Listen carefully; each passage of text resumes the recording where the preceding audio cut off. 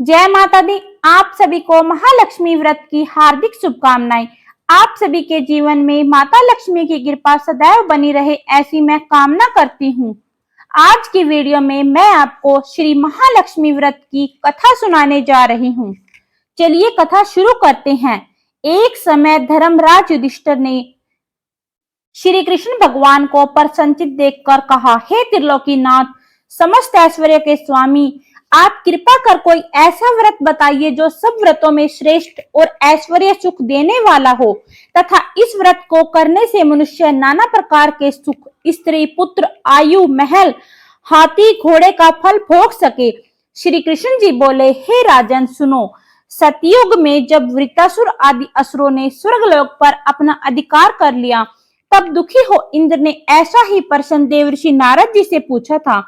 यह सुन नारद जी बोले, हे देवराज इंद्र, मैं तुमको एक ऐसा उपाय बताता हूँ जो सर्व मंगलकारी है। इस विषय में एक वृतांत सुनो। प्राचीन काल में एक बहुत सुंदर अपूर्व नगर था। वहां की भूमि बड़ी रमणीक थी। तरह तरह के रत्नों से विभूषित भूमि एवं पर्वत थे।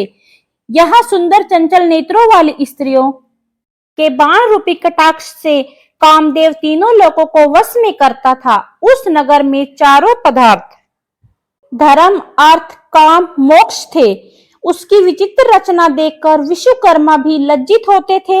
उस नगर में मंगलसेन नाम का राजा राज्य किया करता था। उसकी चिल देवी और चोल देवी नाम की दो रानियां थी। एक दिन राजा अपनी प्रिय रानी चोल देवी के साथ अपने महल की छत पर बैठा हुआ था। वहां उसने समुद्र से जल को घिरा हुआ एक रमणीक स्थान देखा। उसे देख प्रेमातुर हो अपनी प्रिय चोल देवी से बोला, हे सुमुखे, देखो, यहाँ पर मैं तुम्हारी प्रसन्नता के लिए नंदन वन को लज्जित करने वाला एक सुंदर बाग लगवाऊंगा। और अपनी प्रिया को प्रसन्नार्थ राजा को बगीचा लगवा दिया गया।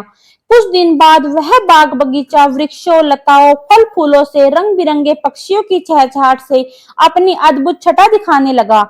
एक दिन उस बाग में एक बड़ा ही भयंकर प्रलय काल के समान एक सूकर आया। उसने सारे बगीचे को नष्ट कर दिया। बहुत से बाग के रक्षक भी मार गिराए। कुछ रक्षक उसके भय से व्याकुल हो अपनी जान बचाकर राजा के पास पहुंचे। वहां जाकर राजा को सारा हाल कह सुनाया। यह सुन राजा बड़ा कुपित हुआ और अपनी सेना से बोला, तुम शीघ्र यहाँ से जाकर उस भयंकर सूकर को मार डालो। राजा की आज्ञा पाकर सेना चल दी। घोड़े पर बैठकर साथ में राजा भी चल दिए। राजा की आज्ञा पाकर सैनिकों ने चारों तरफ से बगीचे को घेर लिया कि सूकर निकल न जाए। उस मार्ग में कोई भी रक्षक उसे मार नहीं पाया। वह सूकर उस जगह से ही निकलकर भागा था जहां पर राजा का घोड़ा अड़ा हुआ था। राजा बड़ा लज्जित हुआ और घोड़े को चाबुक से मारता हुआ उसका पीछा करने लगा। पीछा करते करते वह सिंह, व्याघ्र आदि हिंसक जीवों से युक्त घोर जंगल में पहुंच गया। वहां ताल, तमाल, हिताश, शाल, अर्जुन लता आदि वृक्ष थे। राजा जंगल में चारों ओर उसे देखने लगा। आगे चलकर सूकर राजा के सामने आया। राजा ने सूकर को देखते ही भाला मार दिया। भाले के लगते ही उस सूकर ने अपना शरीर छोड़ दिया। वह सुंदर गंधर्व शरीर धारण कर विमान में बैठ अपने लोक को जाते हुए राजा मंगलसेन से बोला, हे पृथ्वीपति, आपका कल्याण हो। आपने मेरा उद्धार किया है। अब मैं आपको अपने श्राप की एक कथा सुनाता हूँ। मैं चित्ररथ नाम का गंधर्व था। एक बार देव समूह में ब्रह्मा जी बैठे हुए थे। वे चंचत पुट आदि तालों के साथ मैं सप्तस्वर में उत्तर गान कर रहा था। गाते गाते मेरी ताल बिगड़ गई। इस पर क्रोधित होकर ब्रह्मा जी ने मुझे सूकर होने का श्राप दे दिया। फिर प्रार्थना करने पर उन्होंने कहा, तेरा उद्धार धर्मात्मा राजा मंगलसेन के हाथों से होगा। अतः मैं अदम योनि को छोड़कर अपने गंधर्व स्वरूप को प्राप्त हो गया हूँ। हे राजन, मैं वरदान स्वरूप देवताओं को दुर्लभ चारों फल, अर्थ, काम, मोक्ष का दाता एक व्रत बतलाता हूँ। यह व्रत महालक्ष्मी जी का व्रत है। इसके प्रभाव से आप चक्रवर्ती राजा होंगे। अब आप अपनी राजधानी वापिस जाइए। नारद जी बोले, हे इंद्र, इस प्रकार गंधर्व वहां से अंतर्ध्यान हो गए। राजा मंगलसेन अपनी राजधानी को वापिस लौटे कि उसने मार्ग में बगल में मृगजम लिए हुए एक ब्राह्मण को अपनी ओर आते नजर आए।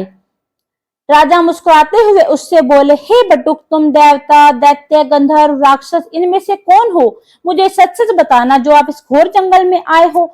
यह सुनकर ब्राह्मण राजा को आशीर्वाद देते हुए बोला, हे राजन, मैं आपके देश में ही पैदा हुआ हूँ। मैं आपके साथ साथ ही यहाँ आया हूँ, अतः यथोचित आज्ञा दीजिए। भगवान श्री कृष्ण जी बोले, हे धर्मराज। इस प्रकार उसके पूछने पर राजा ने कहा, हे विप्र, तुम्हारा नाम आज से नूतन होगा।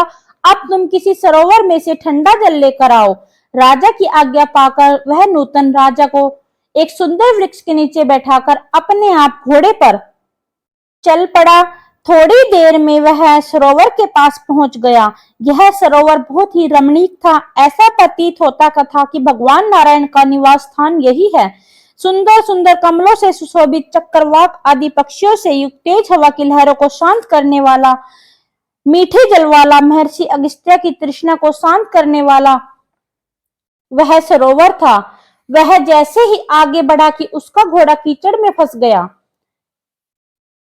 वह घोड़े से उतरकर सरोवर की चारों ओर देखने लगा। समीप ही उसे सुंदर सुंदर वस्त्र आभूषण से सुसज्जित स्त्रियों को मधुर ध्वनि में मंगल गान करती हुई पूजा कर रही थी। वह ब्राह्मण दोनों हाथ जोड़कर स्त्रियों के पास जाकर विनम्र भाव से बोला, हे माताएं, आप किस चीज की पूजा कर रही हो? इसकी विधि क्या है? इसका फल क्या है? आप मुझे बताइए। नूतन की मधुर वाणी सुनकर वह स्त्रियां बोली, हे विप्र, भक्ति भाव से श्रद्धा पूर्वक सुनो। जो भगवती माया, प्राकृतिक और शक्ति नाम से प्रसिद्ध है, हम उस महालक्ष्मी जी का व्रत कर रहे हैं और उस व्रत की कथा सुन रहे हैं। अब स्त्रियां नूतन को व्रत की विधि बतलाती हैं। हे ब्राह्मण, यह व्रत भाद्रपद मास की शुक्ल पक्ष की अष्टमी यानी राधाष्टमी से प्रारंभ होता है। इस दिन प्रातःकाल उठकर 16 बार हाथ मुंह धोकर 16 डोरी से युक्त एक कलावा, उसमें 16 गांठ लगाएं। चमेली के पुष्प, सुगंधित पदार्थों से प्रत्येक गांठ की पूजा करें। ओम महालक्ष्मी नमः, ओम महालक्ष्मी नमः, इस मंत्र का जाप करें। हे महालक्ष्मी, आप हमें धन, धान्य, पृथ्वी, धर्म, कीर्ति, आयु, यश और शोभा तथा हाथी, घोड़े और पुत्र दे। इस प्रकार की मां लक्ष्मी से प्रार्थना करें। हे विप्र, इस प्रकार ध्यान करते हुए उस सूत्र को पुरुष को दाहिने हाथ में और स्त्री को बाहिने हाथ में धारण कर 16 दूब के पौधे और अक्षत लेकर कथा सुने। इस प्रकार भादो अष्टमी से लेकर अश्विन वदी की अष्टमी तक नित्य प्रति कथा सुननी चाहिए। तत्पश्चात अष्टमी के दिन उद्यापन करना चाहिए। उस दिन व्रतधारी को सफेद वस्त्र धारण करने चाहिए और पूर्व की ओर मुख करके सफेद मोतियों से युक्त अष्टदल का कमल बनावे। उस पर कमलासन मंद मंद मुस्कुराती हुई शरद के समान कांतिवान चतुर्भुजी, दोनों हाथों में कमल लिए हुए, श्वेत वस्त्र धारण करने वाली, आभूषणों से विशेषित, अभयवर देने वाली, दोनों तरफ हाथियों की सूंड से जल से सींची जाने वाली श्री महालक्ष्मी जी का ध्यान करके कपूर, अगरबत्ती, चंदन से भगवती का चित्र बनाकर आह्वान करे। हे महालक्ष्मी, आप विष्णु भगवान जी के पास से यहाँ आओ।